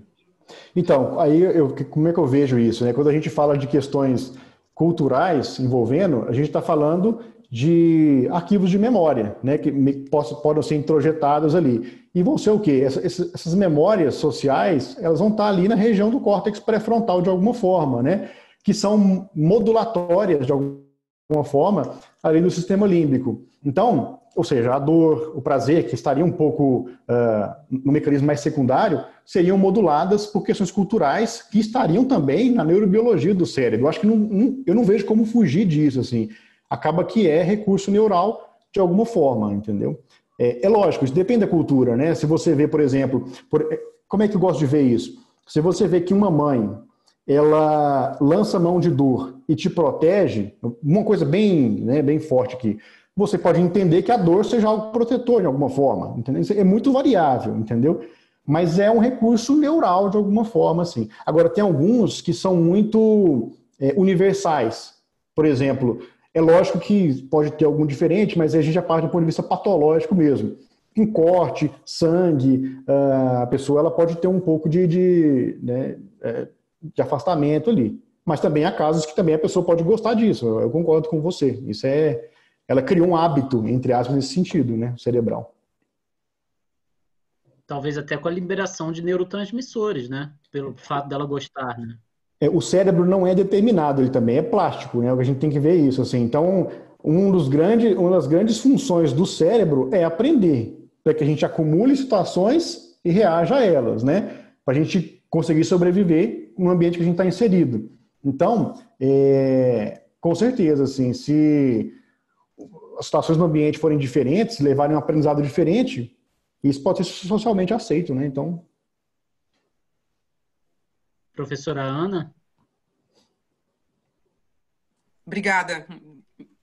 Só uma questão em relação à dor, porque assim, a dor que eu citei, né? Porque existem vários tipos de interpretação de dor, mas a dor que eu citei é uma dor muito relacionada ali no mecanismo reflexo que envolve proteção contra dano estrutural no organismo, entendeu? É lógico que quando a gente avalia do ponto de vista social, talvez a dor vai ganhando outras nuances, né? Outras questões. E, às vezes, por exemplo, você pode sentir prazer na dor de ver um inimigo, na época, está sendo atacado ou morto, que competia com você. É muito amplo assim, o processo. Os aprendizados podem ser infinitos, né? Joia. Talvez até ela receba uma ressignificação, né? Não seja propriamente dor, né? Vamos lá. Então, deixa eu ver aqui. A doutora, a colega minha, Jeane Carla Furlan, pergunta o seguinte: se o juiz passou por um processo doloroso de divórcio, o juiz passou por esse processo, ele poderia se identificar com a dor da parte e voltar a sentir dor que irá afetá-lo na tomada de decisão também? É uma questão muito complicada, porque esse aí é um mecanismo de empatia que a gente fala, né? envolvem neurônios espelho e outras circuitarias do cérebro, a gente não tem como aferir isso hoje em dia. Como que a gente consegue controlar nosso nível de empatia com as situações? E mais, né? Às vezes você vai ter uma empatia muito mais pronunciada em determinadas situações do que com outras, né? Tem algumas situações que eu acho que o direito até trata disso, que é evitar, por exemplo, julgamento de pessoas próximas, né? Tudo justamente já tentando entender que existe uma influência nesse sentido. Mas ela pode ter outros tipos de influência que passam despercebidos aí, né? Uma similaridade com a situação que a pessoa já viveu, uma situação que pode tocá-la de alguma forma, e a gente não consegue mensurar isso hoje, não. Essa pesquisa, já que você tocou no assunto, essa pesquisa a respeito dos neurônios espelho, como é que ela está em nível de consolidação? Isso é consolidado, é comprovado? Existe mesmo isso? Onde eles estão? Como é que funciona a metodologia deles? Porque isso é muito importante para a gente do direito, já que isso produz um fenômeno de calibragem e de empatia ou falta dela, que pode definir, por exemplo, até a valoração e apreciação de provas. E até no âmbito jurídico, de interpretação de lei, isso pode produzir resultados significativos também. Como é que isso é visto do seu ponto de vista médico ou da neurociência? Então, como é que eu vejo hoje em dia? Eu vejo que não é visto do ponto de vista prático, né? No começo da década de 90, que foi que descobriram, né, os cientistas italianos que viram essa questão, eles observando os macacos, né, eles viram que um macaco, só de observar o outro macaco movimentar um braço, ele ativava as mesmas áreas cerebrais que o outro ativava ao movimentar-se, né? Então, mostrando que isso seria um neurônio espelho.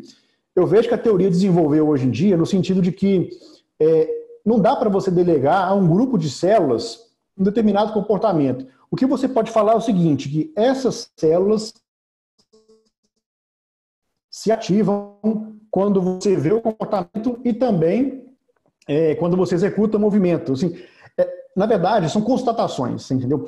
A neurociência está caminhando cada vez mais para uma postura menos de localizacionismo e mais uma postura de redes neurais. Então, hoje em dia, quando você vai estabelecer comportamentos, você associa redes neurais, como é que elas estão organizadas no cérebro. Uma rede de modo padrão, rede de saliência, que são redes que juntos buscam várias áreas do cérebro e então assim, não é mais aquela questão de uma área do cérebro que você lesa, ocasiona isso, é sempre de redes neurais, sabe? Ainda é algo muito incipiente, eu acho que muito pouco prático, não vejo isso sendo aplicado no direito de forma muito fácil ainda, sabe, Thiago? Pelo menos é o meu ponto de vista. É complicado aplicar isso no direito, né? É difícil definir o que é isso, onde está, se há uma comprovação disso e como se pode blindar ou não o juiz, por exemplo, de uma valoração da prova a partir de uma questão como essa. Isso é uma questão complicadíssima, intrincadíssima no âmbito principalmente da valoração probatória. Por isso eu te perguntei, que realmente é complicado isso. Eu acho assim, os neurônios espelhos existem, são documentados, agora você não pode encarar eles como um arco reflexo, não é isso, não é que você viu e você executa. Ele é um neurônio é um neurônio de nível superior, ele está lá no córtex cerebral, ele está envolvido em outras redes neurais, entendeu? Não é um reflexo igual, acho que você pensou nesse sentido, né, de que se a pessoa viu então e ela agiu pelo neurônio espelho, então ela não pode ser, de certa forma, responsabilizada e tudo. Não. É aquela questão da definição, né? Existem padrões de comportamento esperados e tudo, a gente tem que se pautar por isso. Entendi. Bom, vamos avançar aqui, que estamos com um monte de perguntas. Eu não sei como é que está seu tempo aí, amigo. Tranquilo, vamos seguindo. Tá. A Paula Yuri, ela pergunta o seguinte: professor, trabalho na execução penal da Defensoria Pública e analisamos muitas pessoas com medida de segurança, consideradas inimputáveis por doenças psicológicas. Nós temos a divisão aqui, amigo, só para você entender, a pessoa, quando ela é imputável, quer dizer, ela tem imputabilidade, ela pode ser reconhecida como tendo perpetrado um crime, ela é condenada às sanções, como, por exemplo, prisão e tudo mais. Quando ela é considerada inimputável, ela recebe o que se chama medida de segurança. Então, a medida de segurança, geralmente, ela fica internada em algum lugar, né, porque foi reconhecido que ela não tinha capacidade para poder cometer consciência suficiente para poder cometer aquele crime. Tá? Até é mais técnico que isso, mas explicando assim de uma maneira mais geral. Então, a Paula pergunta: e analisamos muitos casos de pessoas com medida de segurança consideradas inimputáveis por doenças psicológicas. Em vários casos, citam uso de álcool e drogas. Gostaria de saber como essas drogas afetam a tomada de decisões, álcool e drogas. Elas chegam ao ponto de danificar essas vias neurais do sistema de recompensa, por exemplo. Deterioram mesmo do ponto de vista biológico, entendeu? Fazem cair o número de neurotransmissores, o nível de neurotransmissores. E, de forma prática, por exemplo, se essas vias neurais são deterioradas, é como se você não conseguisse buscar informações que você aprendeu superiores nos arquivos mentais do córtex, mais elaboradas, e aí a pessoa não tem muito... Ela perdeu um pouco do nível de conhecimento dela para tomar decisão. É basicamente isso, assim, né? É complicado, né? Assim, isso é um exemplo claro de deterioração na tomada de decisão por algumas doenças assim, que a gente tem muito comuns, como o abuso de álcool e drogas, são mecanismos claros, né? Mas e os outros mecanismos que a gente tem no dia a dia? Tristeza, a pessoa acorda um dia mais triste, ou igual eu citei alguns exemplos bem mais difíceis de mensurar, né? Então isso aí tudo passa despercebido no nosso dia a dia, né? Então, há uma alteração, inclusive, em nível, digamos, físico, né? Sim, sim. Por exemplo, se a gente fizer uma ressonância, é muito comum, se a gente fizer uma ressonância de um etilista crônico, né, ele tem uma atrofia cerebral, ele perdeu massa cerebral, né? Isso é evidente. Então, ele tem dano. Por exemplo, um exemplo de como isso pode ser afetado. Antigamente se acreditava que o cérebro não produzia novos neurônios, né? Que ele nascia com um número X de neurônios e a gente só ia perder neurônios no decorrer da vida. Hoje em dia, sabe que isso não é verdade. A gente tem algumas áreas de neurogênese, de produção de novos neurônios, no hipocampo, uma região em volta dos ventrículos, até na amígdala tem. E então o cérebro ele é renovado de alguma forma, mesmo que de uma forma pouco significativa ao longo da vida. E essas doenças, como o alcoolismo, o abuso de substâncias, podem interferir justamente no processo de neurogênese. Você diminui essa capacidade de renovação dos neurônios. Joia. Então, vamos lá. Paula, tudo bem aí? Tranquilo? Posso seguir? Tudo certo. Obrigada. Combinado. Vamos lá. Paula Ferraz Almeida. Ela pergunta o seguinte: pelo que vi na minha pós, a dor social, falecimento, rompimento de relacionamento, etc., ativa no cérebro a mesma região da dor física. A dor social é uma dor real nesse sentido. Acho que é mais uma afirmação, mas acho que você comentou, né? Isso. Não sei se quer reforçar algum ponto, amigo. Não, assim, o que eu gostaria de falar é porque quando uma pessoa fala de dor, às vezes a outra pessoa não está entendendo a mesma dor que ela está falando. É esse que é o ponto, entendeu? Porque, por exemplo, às vezes a dor que eu estou referindo aqui na apresentação é a ativação lá da área da dor no cérebro, uma coisa mais prática, que isso é comum a todo mundo. Agora, mecanismos de interpretação, nível de intensidade, os estímulos que podem gerar dor para uma pessoa e não pode gerar para outra, isso aí é muito variável mesmo. Tanto é que a definição de dor, ela não é objetiva, ela envolve, né, muitos mecanismos subjetivos, assim, que a dor ela pode ser física em termos de um dano real ou até imaginário, né, e às vezes a pessoa pode realmente sentir dor mesmo, né. Então, é variável. A dor que eu referi lá na minha apresentação, naquele mecanismo de ação de reflexo, é uma dor nociceptiva, é uma dor reflexiva, ou seja, estímulo de dor gerou dano, e aí uma resposta contrária, né? Então, assim, dor psicogênica, que é outro tipo de dor, ou mesmo dor neuropática, que é uma dor diferente, essas aí seriam outros mecanismos que talvez teriam a base lá nociceptiva, mas que mudaram de acordo com o desenvolvimento aí da doença. Combinado. Tayana Ferres pergunta o seguinte: alguns espectros autistas que apresentam grande falha no estímulo de interação social teriam esse processo de tomada de decisão diferenciado? Sim, perfeito, né?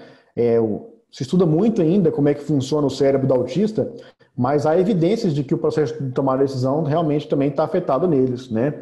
Eles têm estímulos, movimentos repetitivos. Isso é uma falha de processo de tomar decisão, né? Uma reverberação, com certeza. Tayana, joia, podemos seguir? Ou quer explorar esse ponto?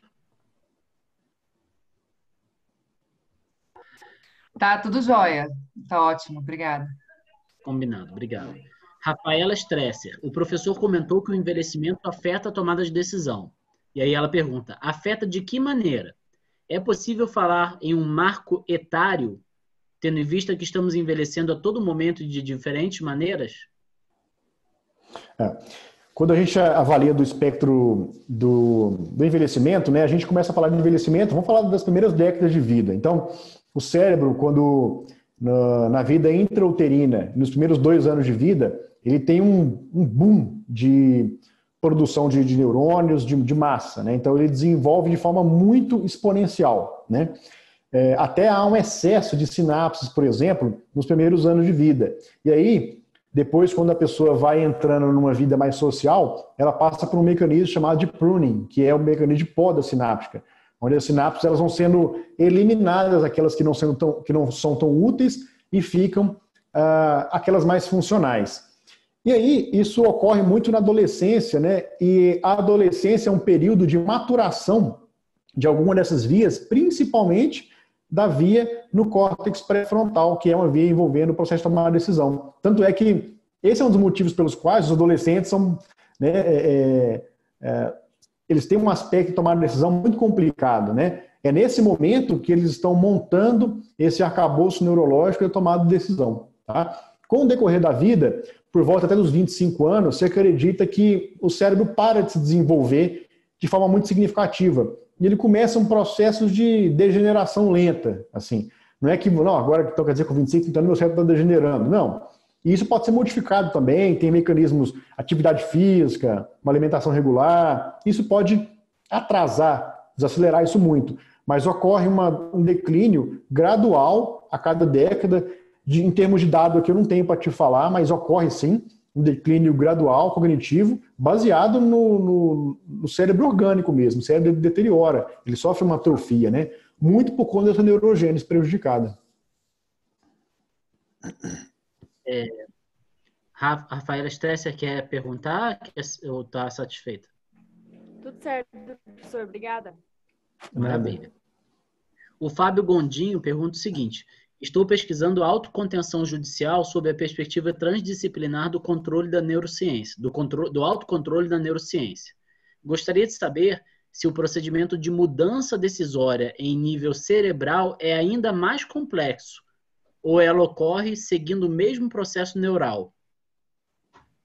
O que seria essa autocontenção judicial? Como assim? Fábio, você tem como dar uma explicação para a gente aqui, explicar um pouquinho para o professor? Basicamente seria... Tá me ouvindo? Tá ok? Sim, tá ótimo. Pode seguir, amigo. Basicamente seria na perspectiva do autocontrole. A autocontenção vista como o juiz se autocontrolar. Por exemplo, ele tem uma tendência ativista, só que em decorrência de uma resolução de uma recomendação do CNJ, como é que ele absorve essa recomendação? Como é que acontece no cérebro dele o processo de autocontrole para ele segurar essa mão ativista e proferir uma decisão autocontida, entendeu? Seria mais ou menos isso. Se esse processo de você...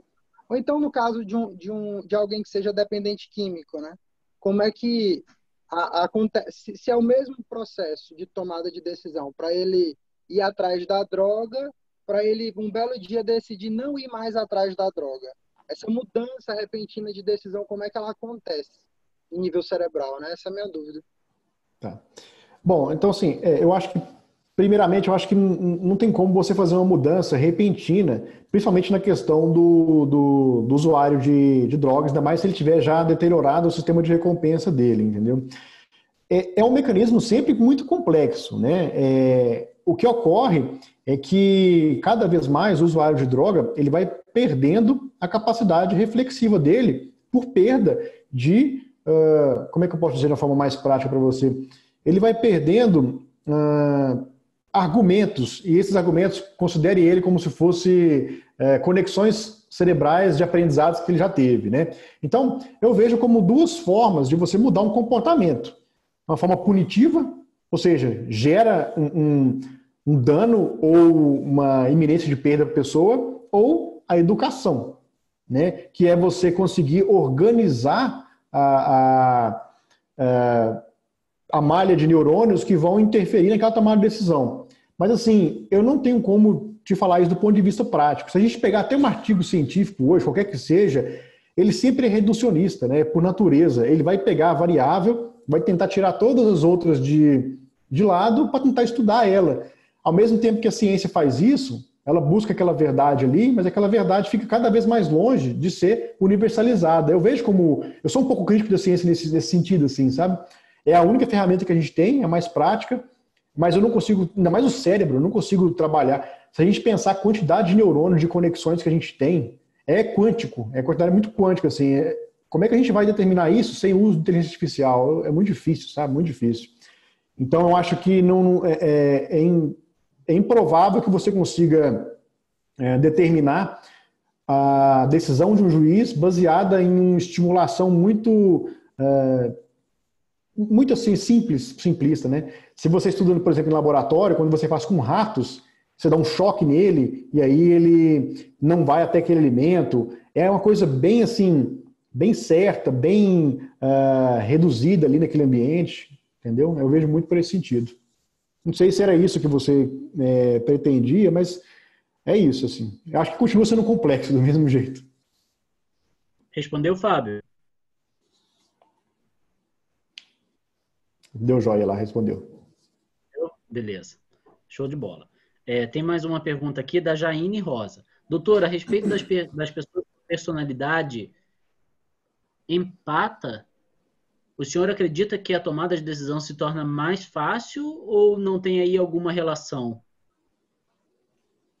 Personalidade empata? É empática, né? Eu acho assim, a pessoa que é mais empática... assim, a gente tem que...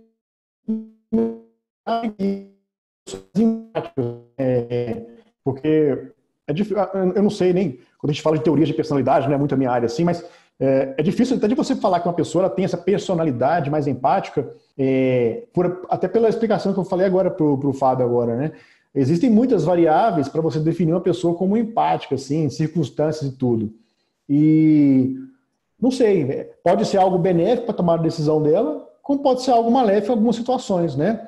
Ela pode tomar decisões acertadas, dependendo do contexto, ou não, dependendo do contexto. Não tem como a gente definir. Né?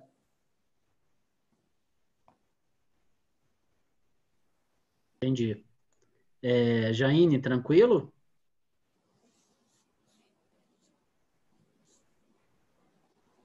Tranquilo?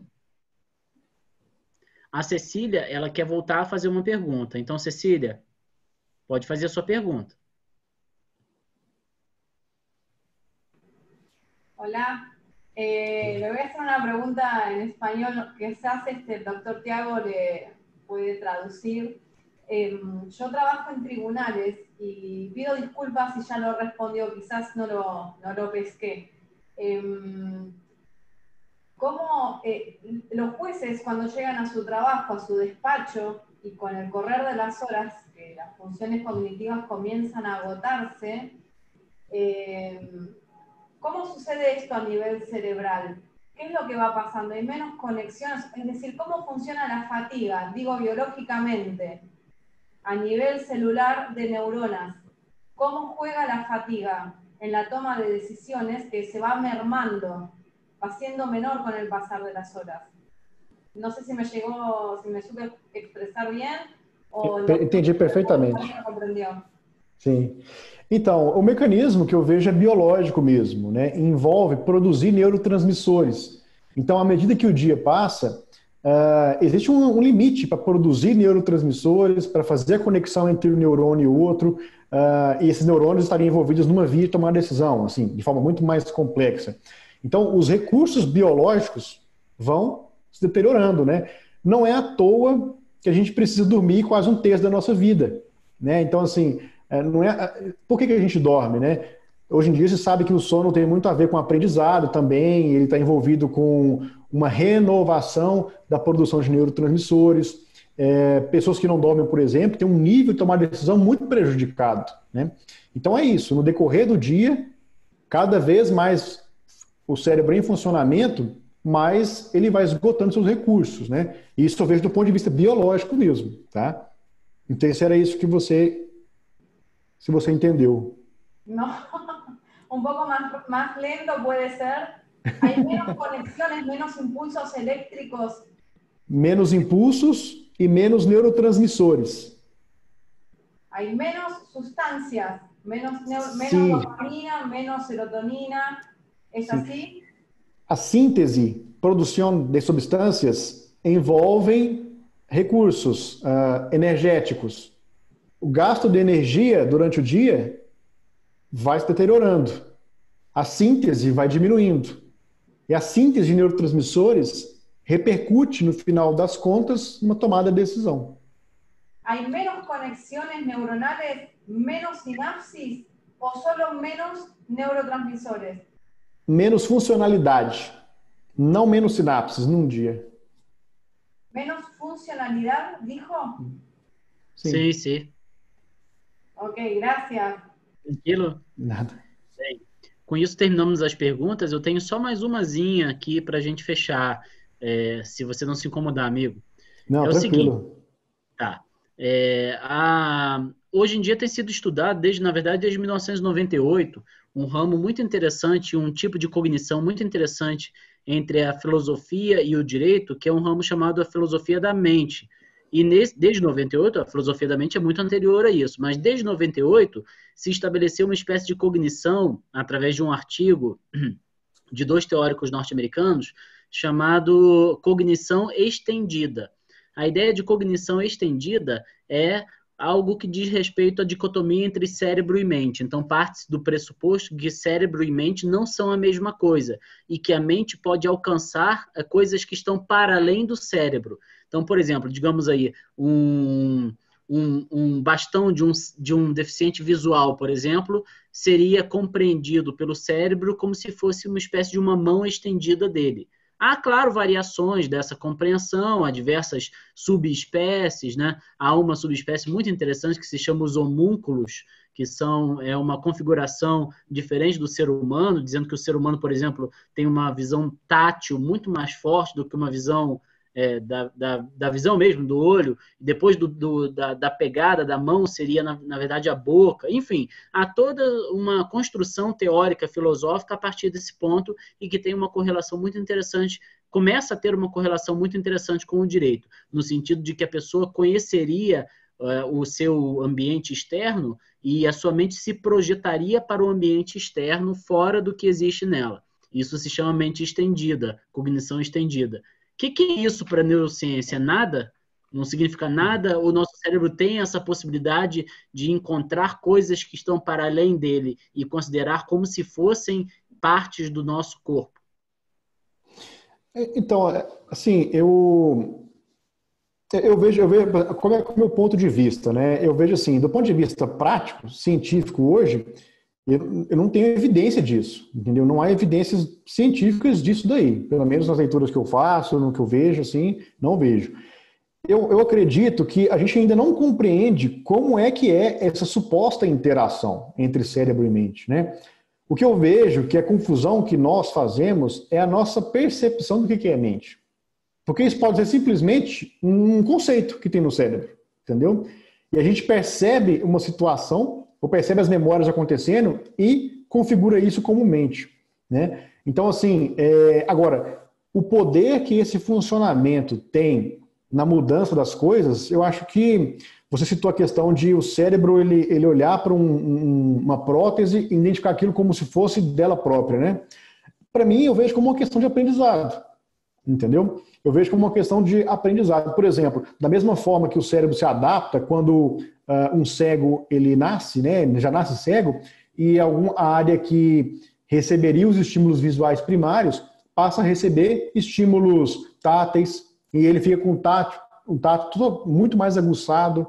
Então, o cérebro se adapta de acordo... Para o cérebro, ele não tem diferença entre um fóton, entre uma molécula de odor. No final das contas, é um sinal elétrico que chega para ele. Eu vejo que ele compreende as coisas como uma coisa relacional. Entre a relação desses estímulos, como é que ela vai se dar no cérebro, entendeu? Então, para o cérebro, por exemplo, se você colocar um óculos desses de realidade virtual para ele, ele sente medo, ele sente, se for aquela montanha-russa, ele sente medo, sente pânico e tudo. E mesmo você sabendo, entre aspas, que não é real, entendeu? Por quê? Porque ele tem uma certa adaptação de entender que uma altura vai causar um certo medo nele, mesmo que você saiba, para proteger. Então, acho que tem alguns, algumas funções do cérebro que são primárias em relação às outras, algumas funções protetoras, para evitar dano, para evitar queda, para evitar outras, ele vai aprendendo, vai se adaptando, entendeu? Agora, resumindo essa questão da mente com o cérebro, eu não vejo diferença, assim. Eu vejo uma questão de percepção. Para mim, o cérebro funcionando e a gente, de alguma forma, percebe isso. Como quando eu falo a gente, uma parte do cérebro consegue perceber de forma atrasada o cérebro funcionando e entende que talvez existe uma separação, mas eu não vejo que há nada separado. É pelo menos o meu ponto de vista, entendeu? E não tem evidência que prove o contrário, assim, pelo menos hoje. Combinado. Obrigado, amigo. Bom, encerraram as perguntas, então eu devolvo aqui, agradeço ao amigo Leonardo Faria e devolvo aqui a palavra ao Rodrigo. Rodrigo, contigo, amigo. Obrigado, professor Leonardo. A palestra foi excelente. Eu acho que abordou diversos pontos que são interessantes, principalmente pelo esse aspecto interdisciplinar.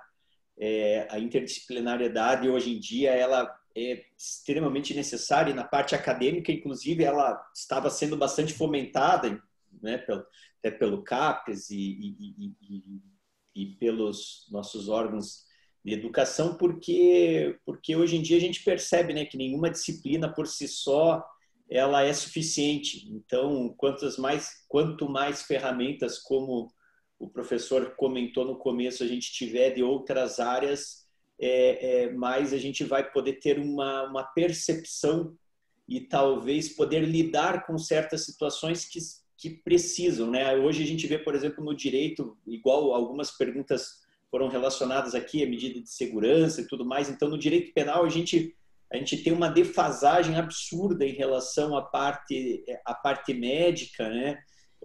Que é dissociado da parte científica. Então, é bastante interessante. Eu agradeço a sua participação, agradeço aí a mediação do professor Tiago. Eu não sei se a Giovana quer fazer alguma ou alguém da equipe quer fazer os anúncios, mas eu acho que o Tiago já falou também, né, sobre os nossos anúncios. Então, só agradecer todo mundo mesmo. Gi, quer falar? Fique à vontade. Só pedir aqui, a gente está tendo bastante gente esquecendo de mandar o nome para ata, e depois, se não está aqui certinho no chat, fica muito difícil de eu me organizar. Então, quem conseguir enviar por ali. E a gente também conta com todos vocês para participar, para escutar e divulgar, né, o nosso podcast, que já foi gravado, vai estar aí no Spotify nas próximas semanas. Contamos com todos vocês. A nossa próxima reunião vai ser na segunda quinzena do mês de outubro, como a gente vem organizando. Tivemos alguns pedidos para tentar sair da quinta-feira. Vamos ver se a gente consegue arrumar tudo com a agenda do nosso próximo palestrante, tá bom? Obrigado, Gi. E assim, a gente marca sempre um dia diferente, porque principalmente como temos muitos professores participando, então normalmente o professor pega o semestre assim, dou aula toda quarta-feira. Então, se a gente marcar toda quarta, a pessoa nunca pode participar, ou dou aula toda quinta. Então, a gente marca uma quarta, uma quinta, vamos ver se pode algum outro dia, uma segunda, uma terça. Tá? Então, sempre depende, a gente tenta fazer esse rodízio. Então, agradecer mais uma vez a presença de todos. O professor Leonardo também está convidado a participar do nosso grupo. Como o professor Tiago falou, a gente trabalha tanto a parte de memória na parte de neurociências e no direito, quanto a parte da persuasão, da tomada de decisão. Então, está convidado para participar, para poder discutir junto com a gente. Inclusive, se quiser fazer até mandar algum texto, alguma coisa, a gente pode fazer a divulgação. Muito obrigado para todos, né? E boa noite. Desejo uma boa noite aí. Não sei se o professor Tiago quer falar alguma coisa, o professor Leonardo, fiquem à vontade. Eu só queria lembrar aqui que, para quem não puder assistir, fica sempre gravado, tá? Então, assim, O ideal é assistir, claro, né? Porque a gente pode interagir, mas se não tiver como, tá gravado também, a gente disponibiliza o link. Quero agradecer ao professor Leonardo a participação e agradecer também a todos os colegas da administração aí do grupo. Então, a Gi, a Alessandro, o José Maurício, né? E o Rodrigo também, porque realmente está sendo um projeto muito bacana, muito legal. Obrigado, professor Leonardo, pela sua disponibilidade, inclusive ficar conosco aqui quase já batendo 2 horas de encontro no grupo, então só temos a agradecer. Aí eu que agradeço a oportunidade, mais uma vez aí, né? Assim, me coloco à disposição, se ficou alguma dúvida, se não fui claro em alguma explanação, também fico à disposição nas redes sociais, aí tem lá o meu cérebro, tem o meu pessoal, e é isso aí. Desejo sucesso a todos vocês aí no grupo. Obrigado. Até mais. Tudo de bom, pessoal. Tchau, tchau. Tchau. Tchau, tchau. Boa noite. Obrigada. Gracias.